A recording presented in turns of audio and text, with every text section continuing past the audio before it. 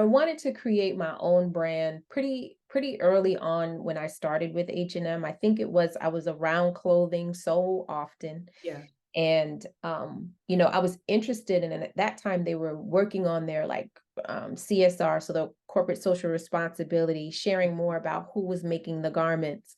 But I always had this thing of whenever I was traveling, I would find amazing artists and creatives, Black creatives, and they were creating items that I could only get at special events, or if I went to this one-off function or something, it was a festival. It was always something that it just wasn't easy. Hmm. And so for me, it was like, well, I walk into these doors every day. Why don't I walk into doors with items that I would really, really love to see? And I know who the artists are. Hmm. And that kind of sparked the idea for Nubian Human. Okay.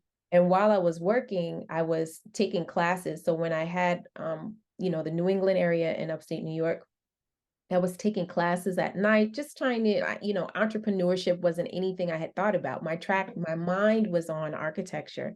Right. So I started taking business classes. I started doing my, um, just really getting ideas down. And also, I started to really pay attention to what H&M was doing. I had Hmm. this really great opportunity. I tell everyone all the time that it was like getting my master's of my PhD, because I was learning, because they were new in the country. They weren't a new business, but they were new in the US. We were learning how often they would have certain campaigns, what worked and what didn't work, Hmm. what worked where and didn't work where. Right. They were always changing and always evolving. And so it was a really great environment for learning. And so I got really lucky during that time. Hmm. And so I kind of took all of that along with what I was learning. And I was like, one day I want to be able to open my own space.